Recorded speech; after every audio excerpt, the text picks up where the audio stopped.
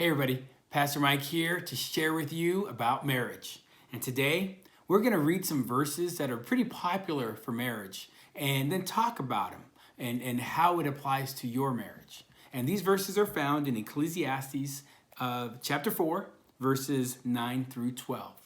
And it reads this: two are better than one, because they have a good reward for their labor. For if they fall, one will lift up his companion, but woe to him who is alone when he falls, for he has no one to help him up. Again, if two lie down together, they will keep warm. But how can one be warm alone? Though one may be overpowered by another, two can withstand him. And a threefold cord is not quickly broken. The idea behind this, that God is communicating to us in these verses, is that two are better than one. And as we go through each one of these components, I want you to think about it from the standpoint of not just what my spouse brings to me, but what I actually bring to my spouse. So for example, we're going to start with two are better than one because they have a good reward for their labor.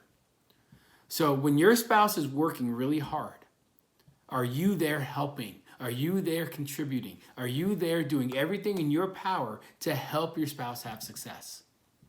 Are you providing the opportunities, giving the resources, even sacrificing yourself for your spouse's success? We are there to help each other. And let's face it, two are better than one. We get things done faster when we work together. Think about the dishes. One person can do the dishes, but when two people do the dishes, it speeds up the process. Cleaning the table, cleaning the house, whatever it is, when two can work together, it helps speed up the process. You get more done. Two are better than one. The second component is it says if one falls, the other will lift him up. And let's be honest, as we walk through life, we're all going to fall. So I want to encourage you, are you there for your spouse when they fall? Are you the one lifting them up? Are you the one wiping off the dust of them as they've been down in the ground? Are you the one encourage them to keep going forward, encourage them to never stop, to never worry about failing? Are you a safe place for your spouse to fail? In other words, can they try things and fail, or will you be the one pushing them down?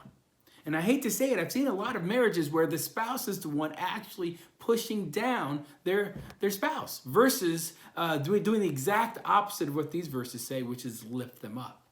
You need to be an encouraging voice for your spouse. You need to be the one that says, you can do it. You're going to make it. It's okay if you fall. We're going to rise again and we're going to keep going. You are that encouraging voice for your spouse. You are your spouse's biggest cheerleader. And then the third component here says that if two lie down together, they will keep warm. But how can one be warm alone? And whenever I think about these verses, this verse in particular, I think about the idea of our hearts growing cold towards God. You are the one who can help your spouse. You are the one who can help your spouse's heart never grow cold. Are you encouraging them to be in their word, read their Bible, to pray? Are you praying with your spouse?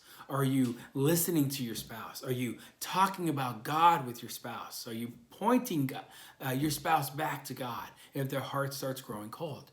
Are you having difficult conversations when your spouse seems to drift, when you see that they're growing cold? Or are you the one that's actually leading them to be cold? We don't want that. We need God in the middle of our marriage, which we'll talk about here in a moment.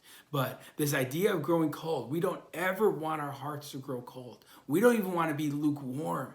Revelations talks about how God says he'll spit us out if we're lukewarm. We don't want to be lukewarm. We want to be white hot for Jesus. And our marriage should reflect that white hotness. And then finally it says, though one may be overpowered by another, two can withstand him. We're all facing battles. We're all facing challenges. We all have mountains to climb. And are you the one standing by your spouse, helping them climb their mountain, helping them fight their battle?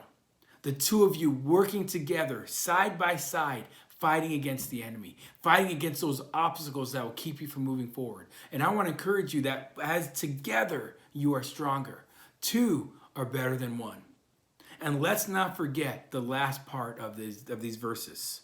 And a threefold cord is not quickly broken.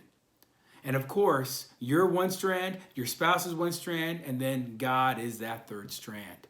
And I want you to think of it from this standpoint of a braid, of how the three threads are all woven together.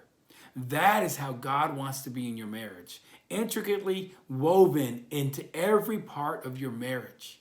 That is what makes a three-stranded cord. And that three-stranded cord, when it's pulled on, when the pressures of life pull on it, and it wants to break, it's not going to break because it is strong. We have a better marriage when God is in the middle of our marriage. Two are better than one. So I want to encourage you this week that as you continue to move forward and build a stronger marriage, be there for your spouse. And I can almost guarantee that when you're there for them, they will be there for you. And we will be building stronger marriages together. So if you like this, I want to encourage you to share it. I want to encourage you to like it, subscribe to our YouTube channel, and let's continue to build stronger marriages.